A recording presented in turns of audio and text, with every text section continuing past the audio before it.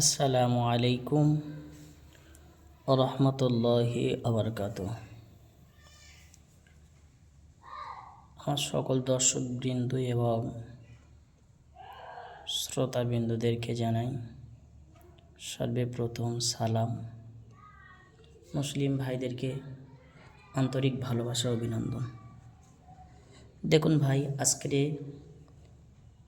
এই হাশমাতুল্লাহ মণ্ডল ইউটিউব চ্যানেলের পক্ষ থেকে আপনাদেরকে একটি সুন্দর শিক্ষার প্রশিক্ষণ নিয়ে হাজির হতে চলেছি। সর্বপ্রথম আমি এসেছি, বিশেষ করে আপনাদেরকে ভালো লাগলে আমার এই চ্যানেলটিকে সাবস্ক্রাইব করবেন এবং আপনাদের শিক্ষার হার আপনারা বাড়িয়ে নিয়ে যাবেন। দেখুন ভাই, আজকের এমন একটা শিক্ষা নিয়ে আপনাদের সম্মুখে হাজির হয়েছে আমি।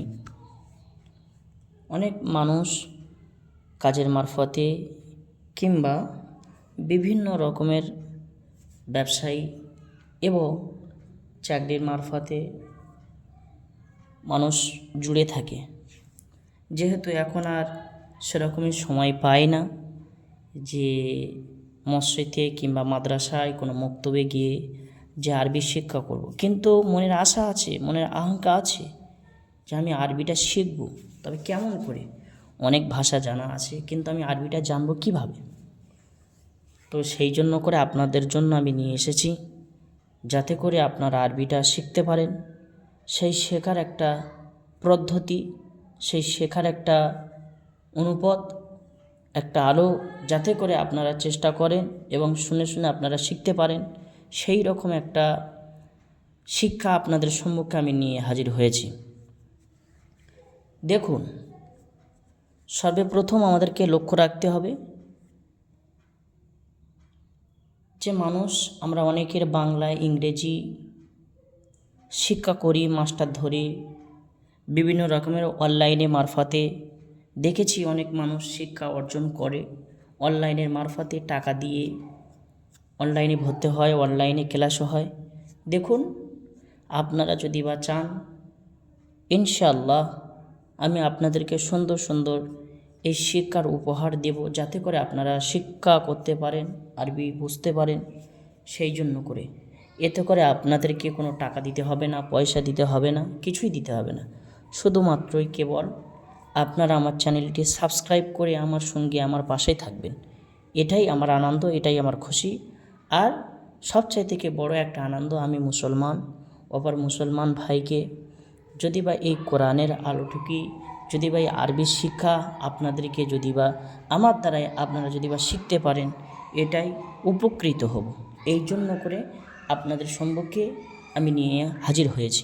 দেখুন, যাক, শুরু করা যাক। আপনাদের সম্মুখে আমি পড়ার দিকে চলে আসি।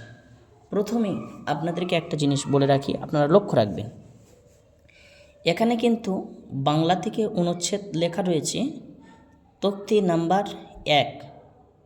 এখানে বলা রয়েছে মুফরাদাত। এই মুফরাদাত অর্থাৎ বলা হয়েছে এখানে যে পৃথক পৃথক অক্ষরকে বলা হয় মুফরাদাত। সেটাই মনে রাখতে হবে।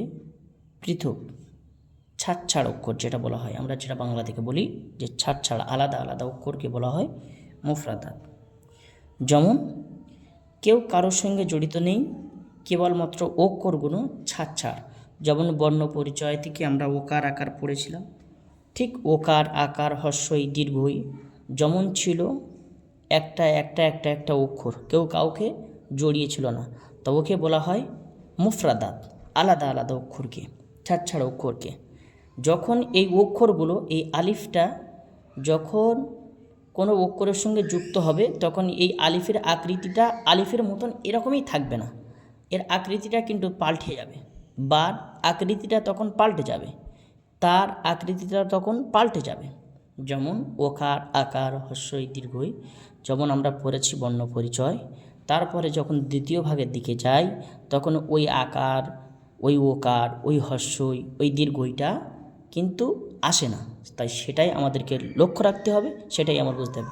যেমন দেখে নেন, এই যে আকারটা দেয়া রয়েছে আলিফ, এই আলিফটা লেখা রয়েছে প্রথম আকার লয় হস্যি ফ, আলিফ এখানে দেয়া রয়েছে, কিন্তু এখানে আকার লয় হস্যি।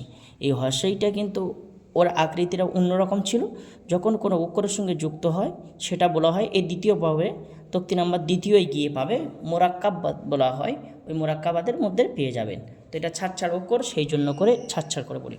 তাহলে শুরু করা যাক। এখানে আপনাদেরকে বলি, প্রথমে শুনুন, এই যে দেখে নেন লম্বা একটা দাঁড়ি টানা রয়েছে সোজা, একে বলা হয় আলিফ। ঠিক আছে, মাথায় রাখবেন সব সময়ের জন্য, এটা হলো আলিফ। এর কারোর সঙ্গে নোত্তা হয় না বা এর কোনো ফুটকি থাকে না। এই যেমন দেখছেন বার নিচে আছে, বা এই দেখতে পাচ্ছেন যেমন লম্বা করে এরকমভাবে এড়ো কায়দায় টানিয়ে দিয়েছে, সাইডে বাড়িয়ে গিয়েছে, কিন্তু আলিফ সর্বদা খালি হয়। আলিফ সব সময়ের জন্য লম্বা দাঁড়ি মাথা থেকে নিয়ে সোজা করে। ঠিক আছে, তাহলে এটা কি মনে রাখবেন? আলিফ, আলিফ, আলিফ, সবসময়ের জন্য মনে রাখতে হবে আলিফ। ঠিক আছে, তারপরে চলে আসি বা, বাটা লক্ষ্য রাখুন। ঠিক আছে, বা তা সা দেখতে কিন্তু এই যে এটা আছে, ব্যারিকেডটা আছে, এটা পুরো একই রকম, শুধু খালি চেনার মারফত কী করে বলেন দেন, এই নোত্তাটা দেখতে হবে। এই যে ফুটকিটা আছে, এই ফুটকিটা দেখে আমাকে চিনতে হবে, এটা বলা হয় নত্তা। তাহলে বার নিচে, বার কিন্তু নিচে, এই একটা নত্তা আছে, তাই যখন আসব তার তখন দুটোই নত্তা ওর উপরে থাকবে। বার কিন্তু নিচেই হবে একটাই নত্তা, তার হবে কিন্তু উপরে দুটোই নত্তা। সা এর হবে কিন্তু তিনটে নত্তা। আমাদের দেখার উপায় হবে, আমাদের চেনার উপায় একমাত্র শুধু খালি এতটুকুই দেখে চিনতে হবে যে বার নিচেই থাকবে একটা নত্তা, তার উপরে থাকবে দুটোই নত্তা, আর সার উপরে থাকবে তিনটে নত্তা। তাহলে আমাকে চিনতে হবে, যেমন আলিফ, আলিফ, বা, তা, সা। এবার চলুন জিম, হা, খ। তাহলে জিম একই রকম, হা আর খ দেখতে কিন্তু একই রকম, কিন্তু আলাদা হওয়ার কারণ কি? যেমন জিম দেখে নেন, ঠিক কত সুন্দর কায়দা করে দিয়েছে, দিয়ে পেটে একটা নথা দিয়ে দিয়েছে, এই জন্য করে একে বলা হয় জিম। আর এটাই দেখুন হা, হা, এই হাটা হচ্ছে কি কোনো নথা নেই, সম্পূর্ণ খালি, সম্পূর্ণ খালি, মাথায় পাকড়ি দিয়ে সোজা নিচের দিকে এসে বাঁকিয়ে দিয়েছে, একে বলা হয় হা, হা বলা হয়। ঠিক আছে, চলুন এবারে খ। এই খ দেখুন, হা খ জিম একই রকম দেখতে, কিন্তু এর নত্তাটা মাথায় আছে, উপরে একটা নত্তা আছে, এই উপরটা দেখতে হবে, আমাকে লক্ষ্য রাখতে হবে। জিম তালে পেটে যখন থাকছে জিম, যখন খালি হচ্ছে তখন হা। এবার চলুন খ। ঠিক আছে, তাহলে আলিফ, বা, তা, সা, জিম, হা, খ।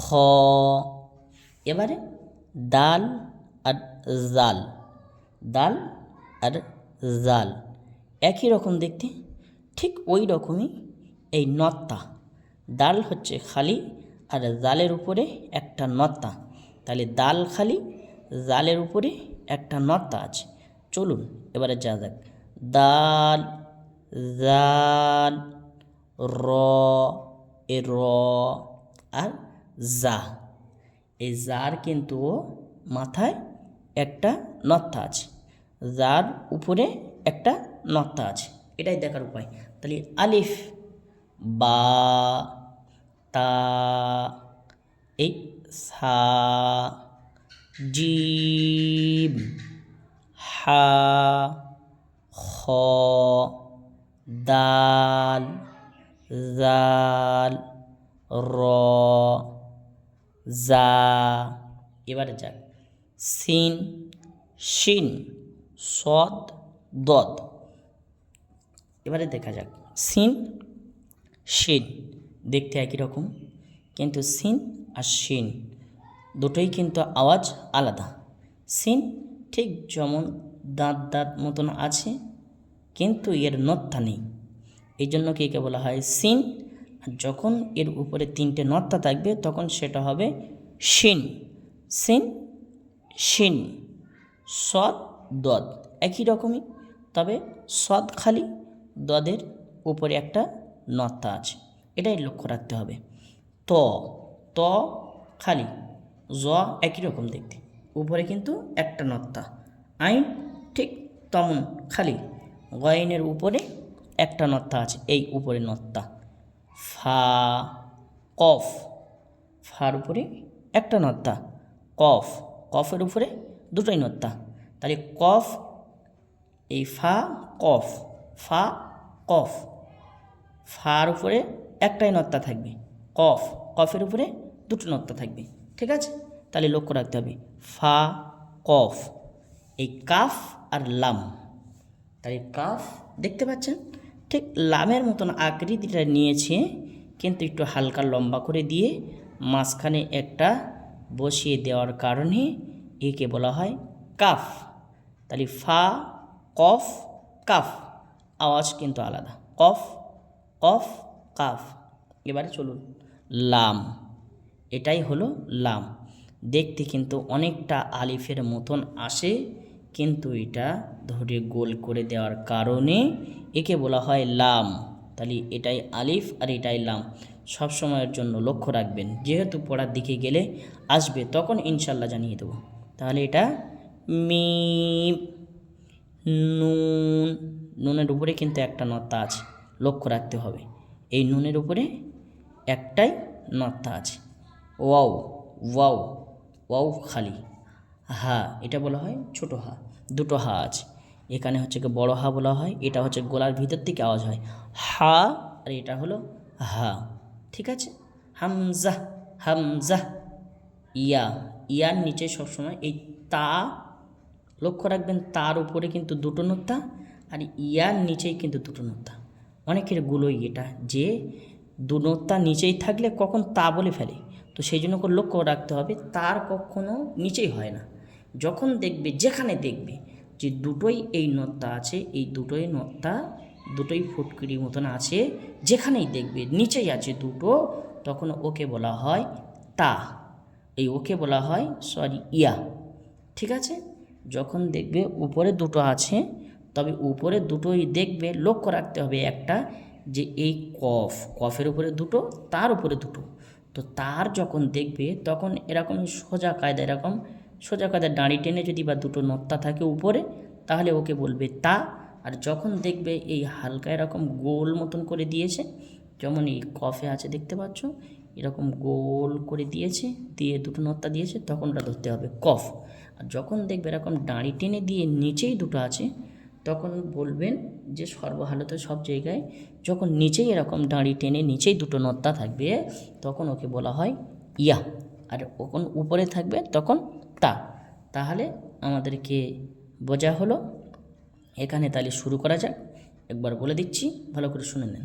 তাহলে এটা আলিফ, বা, আলিফ খালি, বার নিচে একটা নত্তা, তা, তার উপরে দুটো নত্তা, সা, সার উপরে তিনটে নত্তা, জিম, জিমির পেটে একটাই নত্তা, হা, হা খালি, খ, খর মাথায় একটা নত্তা, দাল খালি, জাল, জালের উপরে একটা নত্তা, র, র খালি, জা, জার উপরে একটা নত্তা, সিন, সিন খালি, শিন, শিনের উপরে তিনটে নত্তা, সদ, সদ, সদ খালি, দদ, দদের উপরে একটা নত্তা, ত, ত খালি, জ, জর উপরে একটা নত্তা, আইন, আইন খালি, গইন, গইনের উপরে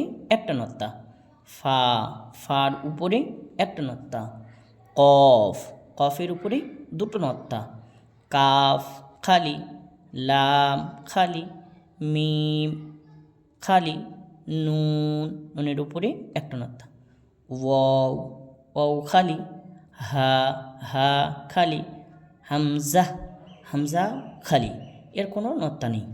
ইয়া, ইয়ার নিচে দুটো নত্তা, ইয়া, ইয়ার নিচে দুটো নত্তা। তাহলে আমাদেরকে এই পর্যন্তই থাকলো, মনে থাকে এটাই আপনারা দেখবেন, সব সময়ের জন্য লক্ষ্য রাখবেন। এর পরবর্তীকালে আবার আসছি দ্বিতীয় পাঠটা নিয়ে। আপনারা আজকের এই পর্যন্ত শেষ করা হলো তক্তি নাম্বার 1 মুফরাদাত। আসছি আবার ফিরে তক্তি নাম্বার 2 থেকে। এই পর্যন্তই থাকলো। ভালো লাগলে আমার চ্যানেলটি সাবস্ক্রাইব করে, লাইক করে আপনারা আমার পাশে থাকবেন আর বিশেষ করে শেখার চেষ্টা করবেন। আসসালামু আলাইকুম।